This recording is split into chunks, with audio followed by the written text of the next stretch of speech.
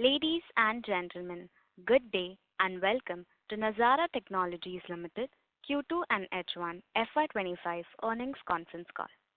This conference call may contain forward-looking statements about the company, which are based on the beliefs, opinions, and expectations of the company as on date of this call. These statements are not the guarantees of future performance and involve risks and uncertainties that are difficult to predict. As a reminder, all participant lines will be in listen-only mode, and there will be an opportunity for you to ask questions after the presentation concludes. Should you need assistance during the conference call, please signal an operator by pressing star, then zero on your touch-tone phone. Please note that this conference is being recorded. I now hand the conference over to Mr. Sundaram from Avendus Spark. Thank you, and over to you, sir. Hey, thank you, Seju. This is Sundar from Avendus Spark. Hi, one and all. Festive greetings from our side. Avendus Spark is pleased to welcome you all to the Q2 and 1H FY25 conference call of Nazara Technologies Limited.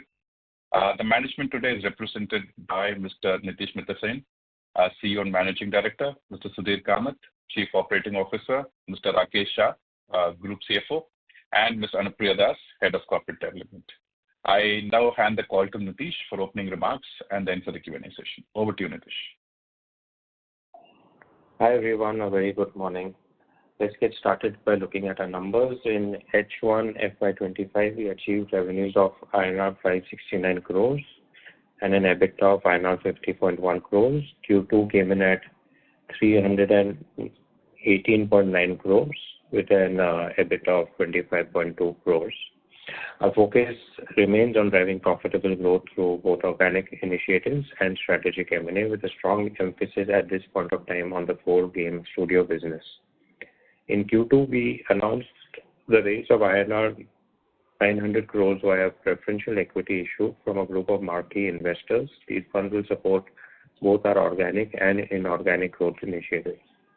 We have made our largest investment till date in PokerBaazi parent Moonshine Technologies. PokerBaazi is India's dominant online poker platform, backed by an extremely strong team and strong technology. With this step, we now have significant ownership in two market leaders, Nodwin Gaming in esports and PokerBaazi in the skill-based gaming space. That further strengthens our position as India's leading diversified gaming platform. Another important step this quarter was to acquire 100% ownership in Kiddopia parent Paperboat Apps, and we also further increased our stake in Absolute Sports, the parent of Sportskeeda.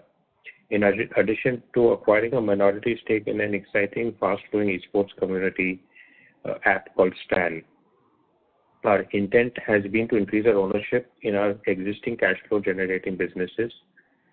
In addition to that, the merger of Kiddopia parent Paperboat Apps with Nazara Technologies Limited has been approved by our board recently, and this step is aligned towards bringing core gaming businesses into the parent entity that will provide for fungible cash flows that can be subsequently deployed for organic and inorganic growth going forward. A key focus to improve operational efficiencies involves creating centers of excellence in various strategic areas such as data analytics, user acquisition, M&A, and particularly artificial intelligence, which we believe can be used effectively to have a lot of positive impact on our businesses. We are also going to try and create centers of excellence for some back office operations such as HR, compliance, and finance. We will continue to roll out these initiatives over the next 12 months and believe that these will bring significant benefits due to shared knowledge pools and provide opportunities also for cost optimization. Some of the initiatives in the last few quarters are showing early signs of positive impact that should be visible in our H2 performance. With that, I now hand over the call to Anupriya, our Head of Corporate Development, for further business highlights. Thank you very much, and over to you, Anupriya. Thank you, Nitish. Good morning, everyone. As you're aware, Nazara operates across three business segments: gaming, esports, and adtech. We are well diversified across demographics, geography, and business models. In H1 FY25, gaming contributed 36% of revenues and 66% of EBITDA, while esports contributed to 57% of revenue and 28% of EBITDA. with AdTech accounting for the remaining share. North America continues to be the largest market with 39% revenue contribution, while India and rest of the world are at 31% and 30% respectively H1 FY25.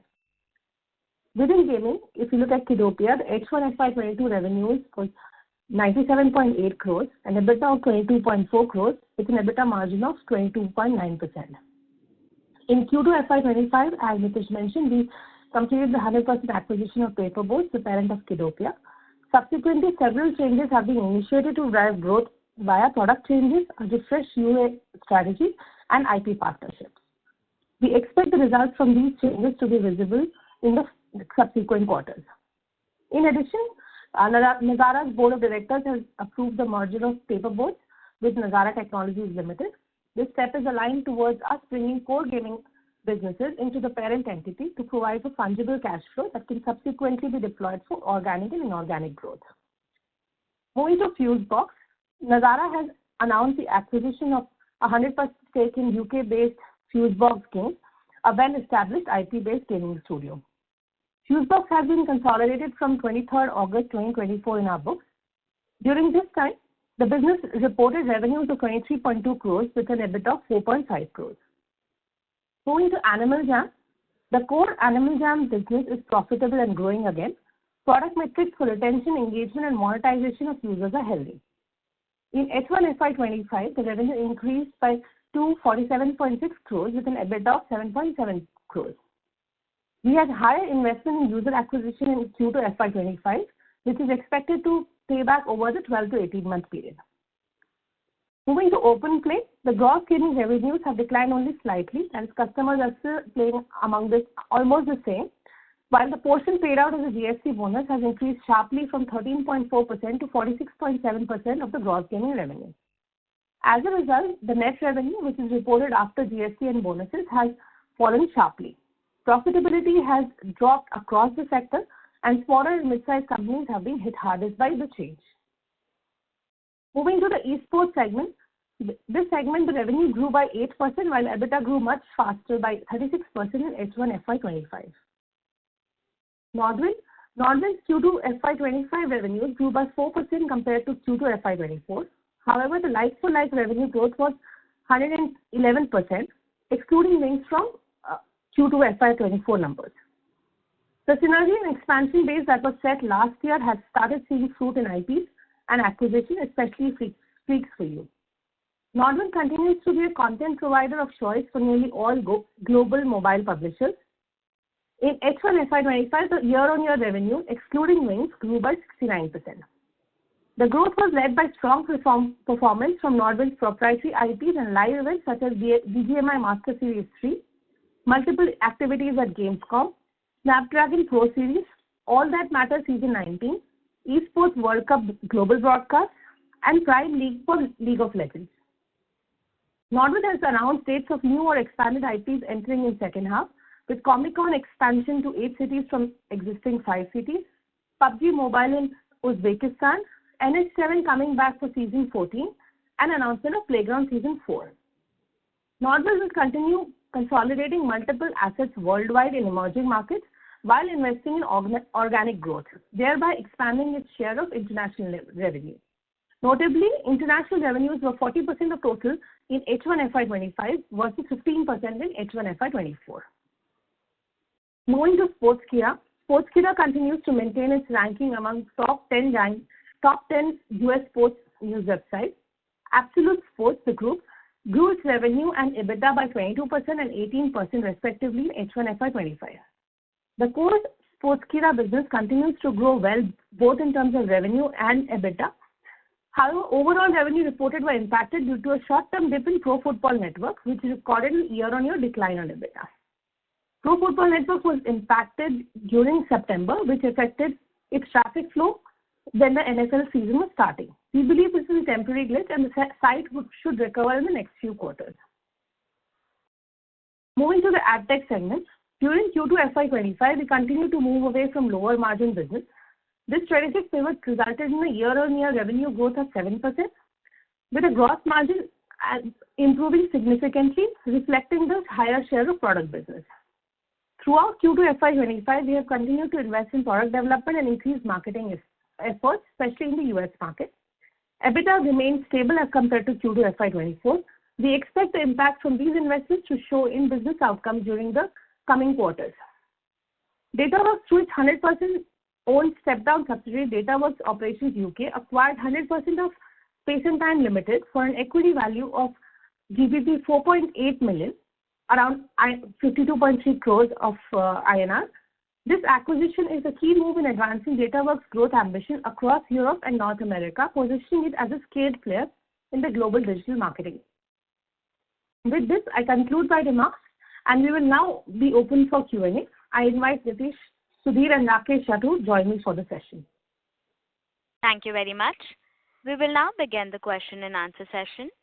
Anyone who wishes to ask a question may press star and 1 on their touchtone telephone. If you wish to remove yourself from the question queue, you may press star and 2. Participants are requested to use handsets while asking a question. Ladies and gentlemen, we will wait for a moment while the question queue assembles. The first question is from the line of Abhishek Kumar from JM Financial. Please go ahead. Hi, good morning. So I have 3 questions on Outlook. First on Kidopia, I see that the cost per trial has gone up again, and it has almost crossed $40. While I know we have been trying alternate ways of monetizing and acquiring users, so how should we look at this metric going forward? And because what that is doing, from what we see, is that we are cutting down on our marketing spend, and that is in a way, impacting user acquisition and revenue. So just any color on both, the cost of acquisition and our marketing strategy, which would have some bearing on the user acquisitions. Yeah. Abhishek, hi, this is Nitish. So I think a couple of points there. One is the reality is that, the cost per trial has been kind of floating around this $40 mark, give or take plus minus 5%. And we haven't really proactively cut down our marketing spends, but we've really not been able to find a easy way to scale the marketing dollars at this price point. And even if we were to increase it, we don't see that kind of result. So I think we need to find alternate solutions to break out of this logjam. In my personal opinion, one big breakthrough is going to be partnering with popular IP and starting to integrate it within Kidopia.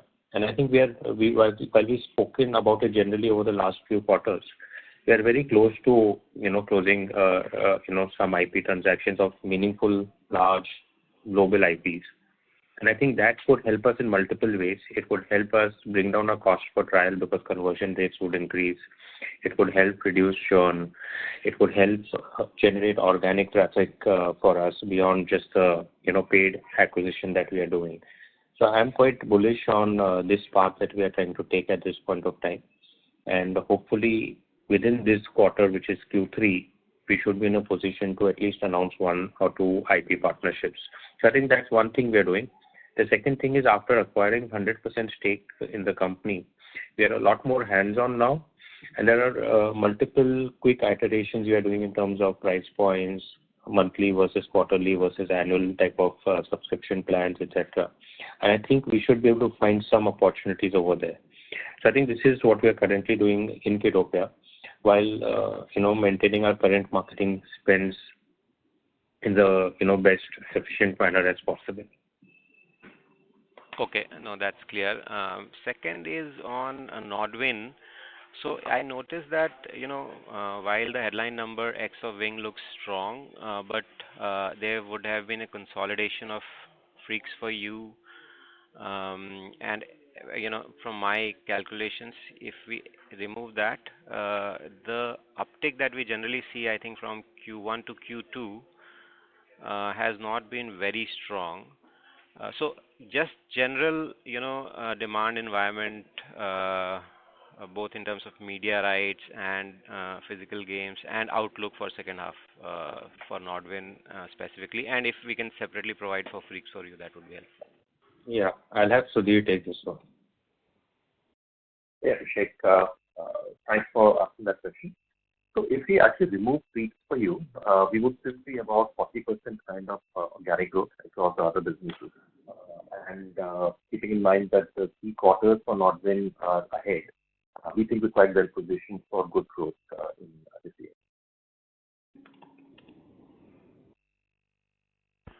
Okay. Maybe just one clarification. The revenue composition of Freaks for You, would that be similar to, Nodwin in India in terms of media rights and sponsorship revenue, etc.? The core business model and therefore the core revenue streams are similar in the sense of own IPs plus helping others to white label IPs for esports events. There is a little bit of media. Not too much on that side, but very similar in that sense to Nodwin.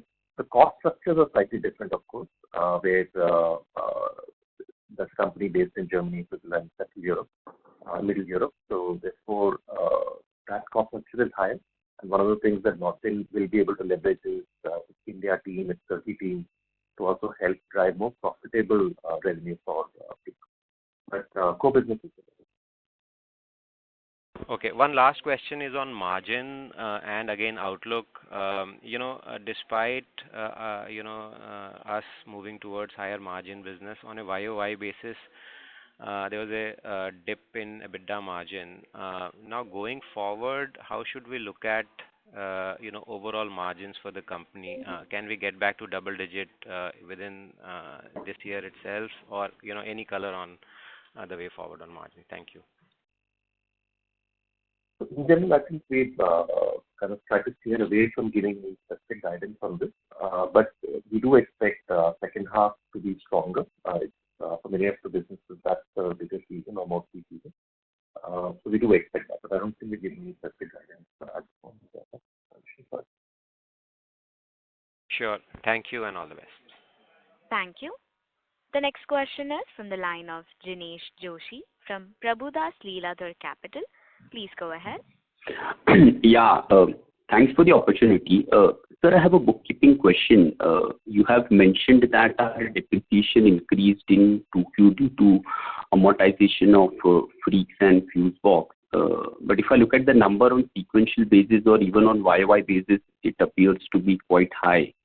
So is this an amortization or some kind of a write-down? If you can clarify on that. And if it is not a write-down, is this the new run rate going ahead? That is one. And the second question is also, if I look at our employee cost, it has moved up considerably, and I believe it is predominantly due to consolidation of Freaks. And in the past, you had mentioned that there were some challenges to kind of cut down the staff on this business which operates in Germany. So is the consolidation the primary reason for rise in cost, and do you expect it to taper off going ahead, and what should be the run rate? Today, thanks for the question again. Two quick responses. So one is these are not write-down. These are amortizations of the acquisition. Higher expenses are for two reasons. One is the German cost that we mentioned, but the other is also got deal-related expenses which have been expensed out for leaves of cost. So that covers both questions. Sure. So that means from third quarter, the depreciation run rate should ideally be lower, right? It's mainly amortization of intangibles. I'll need to come back to you on whether the run rate will drop. It probably should, but maybe later in the call we can, I'll just check that exact data and come back to you on that one. Sure. And sir, on the employee cost side, if you can clarify. So on the employee cost side, as we said, there definitely is a move to have more of the projects which are there for the esports events delivered out of India and Turkey or leveraging those tasks. So as the revenue keeps growing, which we expect, the percentage cost which is being delivered from offshore will increase. Therefore, there's that impact as well. So overall, as a percentage, we do expect employee costs to drop down significantly over time. Okay. And so my second question is on Kiddopia. I mean, you responded to earlier participants' question that we are trying to close some IP partnerships and basically boost the organic user acquisition. But have any of your peers been able to do that recently in the US market? And once the partnership deal is concluded, which you highlighted that it may in 3Q, what kind of growth can we expect? Because we have seen the subscriber numbers dwindle for quite a few quarters. So if you can just kind of give some insights on growth. Sure, I'll answer that. This is Nitish. So we have seen several companies in the US as well as in UK which are focused on kids IP or kids related content, which have taken the IP approach and been quite successful. They have been able to overcome the user acquisition challenges and grow the business. So we are very hopeful of emulating the same. It's not a first time attempt. We've seen other companies successfully do that playbook, and we are just now replicating the same. It's taken us some time because our idea was to really go for best in class IP, and as we announced, you will see that the quality of IP we are bringing to the table is important. It is important to note that given that we are working with global IP, it will take us at least a couple of quarters to really launch, but we are trying to accelerate it as soon as possible. Sure, sir. One last question from my side, and that is on margins in the Nodwin business and the Fusebox business. So in Nodwin, despite the consolidation of Freaks, at EBITDA, we have barely managed a break-even. So how should we think of profitability from here on? That is question one. And also in Fusebox, if I look at the Jan to July number, which you had shared when we acquired Fusebox, the margin was 28%, but now in the consolidation period, it has fallen to about 19%. So if you can highlight the reason behind that as well. So I think coming first to Fusebox, because these games are related to TV IP, during the summer months they have a much larger organic spike because the TV shows air on air in the UK as well as in the US. We are probably seeing a period of higher revenues during that period. I think we should look at Fusebox margins similar to our other gaming company margins, whether it is Kiddopia or the other IPs that we have, like Animal Jam. We will be aiming for that 20 to 25% kind of EBITDA margin on a steady state. On Nodwin Gaming, I think Q3, Q4 is definitely the main seasons for this business, and you will see better EBITDA margins coming. Overall, as a business, I think we are at a point where we are starting to push for higher margins. There is strong alignment with the team, and hopefully you will also see that play out in the coming financial year beyond Q3, Q4. Got it. Thank you, sir. Thank you and all the best. Thank you. Before we take the next question, a reminder to all the participants, you may press star and 1 to ask a question. The next question is from the line of Samarth Patel from Equirus Securities Private Limited. Please go ahead. Yeah. Thanks for providing the opportunity. Am I audible? Yes, sir. Yeah. So, given we are currently focusing on growth in PokerBaazi, what kind of top line CAGR, let's say, we can expect for next 3 years? And should we be able to sustain the current margin trajectory, or would we try to improve upon it as well? So that's the first question. Sure. So I'm going to take that. On PokerBaazi, look, at this point of time, we are not consolidating the business. So until we consolidate the business, you will not see direct impact on our financials. At the same time, PokerBaazi is by far India's most dominant poker platform, growing at a very healthy 30 to 40% year-on-year growth rate. And this business, as it expands, as it scales, the margins would actually significantly expand, because one of the core costs, besides the increased GST payout, is the money being spent on branding. And I think that will pay off rich dividends on this business over a period of time. So we expect over 2-3 years this to be a very highly cash generating business. but more specific numbers we will be able to give in coming quarters. That was really helpful. Now, coming to the EdTech segment, like with the combining space and time's growth, marketing expertise with the DataWorks, what kind of synergies we are expecting here? If you can just double click into that, and any revenue uptake in near term, if we would be able to see in this particular EdTech segment, which has been stagnant for some time now for us. Yeah, I think there are 3 points here. One is DataWorks on its own. We are starting to see, better output for many of the businesses, especially on the product side. And I think on a standalone basis, it will continue to improve in Q3, Q4, and beyond. Now, with space and time, which is a sizable business in relation to existing size of DataWorks, there are at least a couple of immediate synergies. One is many of the products made by DataWorks now can be sold in the UK and European market by space and time, therefore expanding the revenue opportunity quite quickly. The second is DataWorks can do some of the work that space and time in terms of execution, and therefore lead to cost optimization for the space and time business, again creating an uplift of margins. So we expect some of these synergies to show impact in the next couple of quarters. So I think you'll really see the large impact of it in FY26. This business will add significant EBITDA to DataWorks and the AdTech business existing EBITDA. Thank you for that, sir. And the last question from my side is, what kind of revenue and EBITDA contribution that we can see from the upcoming Big Brother game for Fusebox? So is it a medium-term kind of play for us, or should we see some revenue uptick in the near term from the Big Brother game? I mean, we aim to launch the game in Q1 of FY26, and in games usually you will, soft launch it for 3-4 months, iterate the KPIs, and then make it mainstream. So I think Q2 or Q3 FY26 onwards, we should be able to see the impact. Big Brother, of course, as you know, is a large, well-established IP, and we have global rights for it.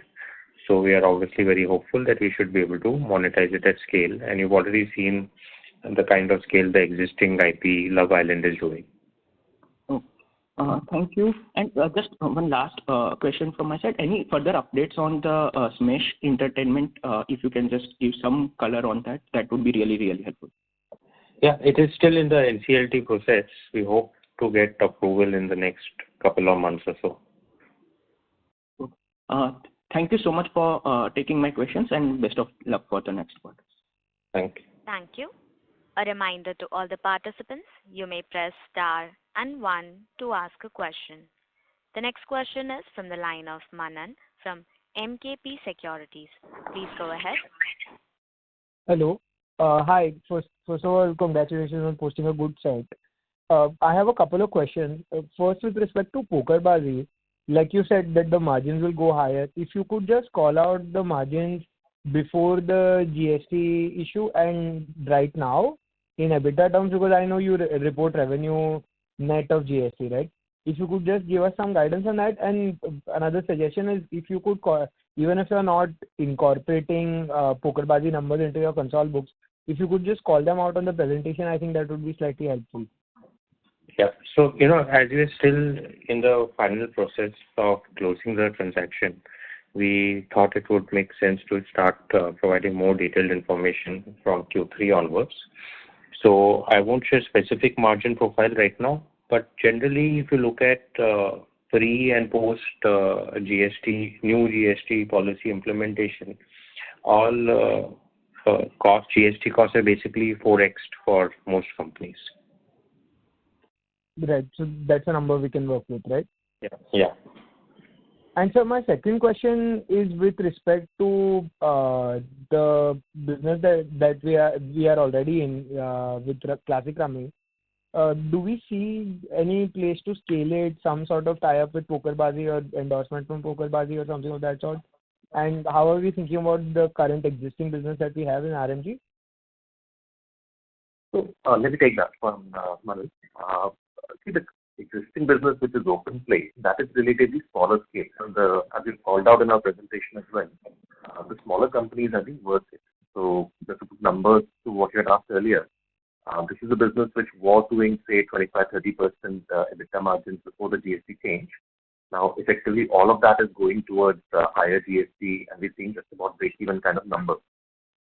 We are doing a lot in terms of operational changes to help move that number up, but we still expect that to be in the maybe low single digits to early teens kind of numbers in the coming quarters. Bazi is different because it's a market leader in poker and has a much larger scale. There we do expect margins to be higher, even post GST, but in the present period, it will also be investing a lot of money back into brand marketing. It's already the leader. It wants to have a dominant position. So over time, I think it will be a different profile. I think in the initial bit, it will be slightly different. And as Nitish mentioned in the previous one, right now, we're not in any case consolidating the revenue and EBITDA for Bazi. And obviously, you'll be informed in that. Yeah, understood. Thank you. Thank you. Ladies and gentlemen, you may press star and 1 to ask a question.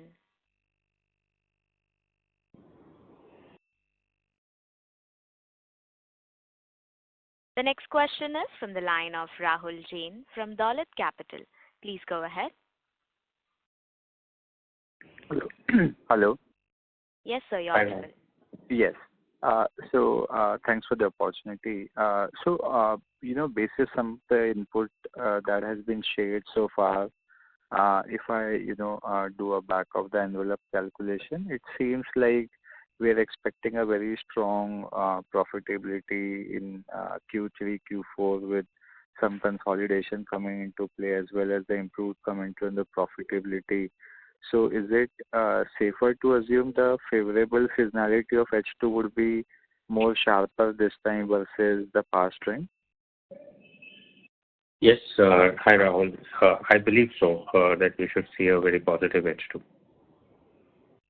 Right. And from Kiddopia perspective, this upcoming IP announcement that you are talking about, let's assume it fructifies over Q3. Then ideally, what is the time lag between some of these things actually playing into the CAC benefit or retention benefit? Is there any trend or observation that you might have seen that could help us build our thought process on the business? Yeah. So assuming we close a couple of IPs in Q3, we would definitely try to launch them into Kiddopia in Q1 of FY26. If earlier possible, then we will do it. But I'm saying on a safer side, Q1 FY26 because these IPs have a lot of approval processes, etc. Because of we're working with global companies, large companies. So Q1 FY26 we will launch, and hopefully we should be able to see early signs very quickly, maybe within a month, 45 days, 2 months of launching. So hopefully we should be able to report back something in Q1 26. If not, then most definitely have some clarity of how it is going to helping us or going to help us in Q2 of FY26. Okay. And since there is still some time away from that point to happen, what should be the interim strategy in this business? Because I understand the reason of not spending so much on marketing is also about the kind of a retention metric that you're seeing and what kind of LTV CAC you may be getting. But if you think with these IP or customer acquisition is going to improve later on and retention may improve on the across portfolio, will it make sense to start scaling up on the spends or general retention strategy to sustain the momentum right from post announcement of IP, or that step up would only happen once we are launching those IP in the game? Yeah, no, I think irrespective of IP or not, right, our objective and focus obviously is to enhance and improve the business metrics in all aspects. And I think we are looking at it at multiple areas. One, I think there's a significant product enhancement we can do, which has not happened for quite some time.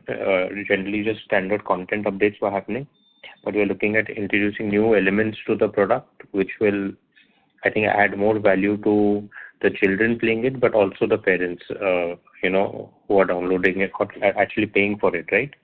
So we have some parent tools, etc., that we are going to introduce. So I think one is increased focus on the product.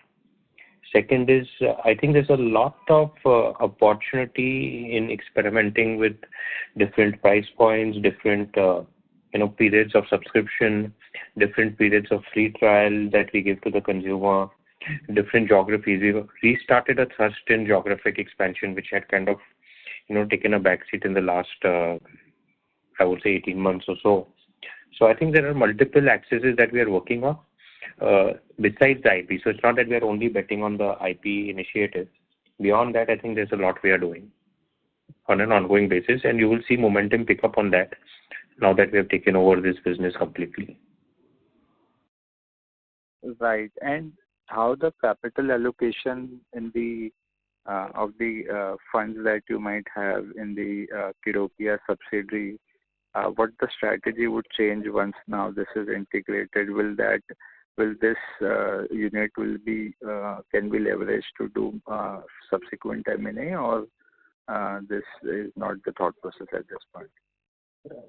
Two things. We are looking at a couple of kids IP that we may invest in and acquire, but early days.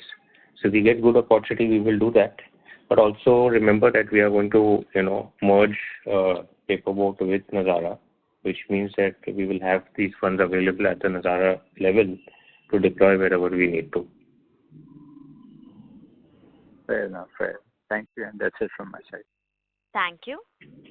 Ladies and gentlemen, you may press star and 1 to ask a question.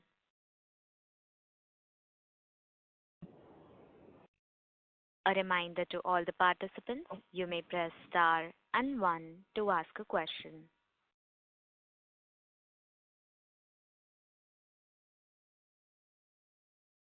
Ladies and gentlemen, you may press star and 1 to ask a question.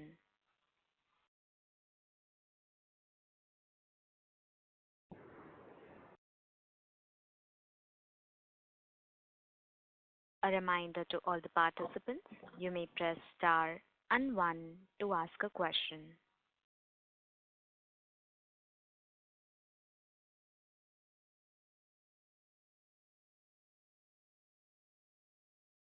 Ladies and gentlemen, you may press star and 1 to ask a question. If there are no further questions, we can start off. So we have one question. The next question is from the line of Nikhil Gupta, who is an individual investor. Please go ahead.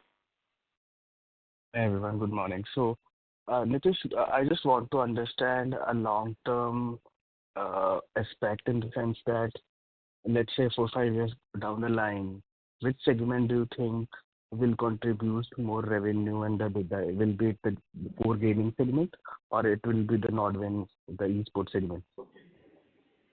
It's difficult to give a perspective 4-5 years out, but at this point of time, I'm actually, very bullish on all three key segments, I would say. So just to deep dive specifically, right, the core gaming studio business, I think, has a lot of potential to scale. I think we can really build a large business out of India, and especially with the new initiatives that we are doing, which is, building a center of excellence around AI, etc. I think there's a lot of optimization we can do to studios that we are acquiring and scale them. So this will also be a high margin business and a high cash flow generating business. So we will continue to build it out. NODWIN, of course, has been scaling revenues.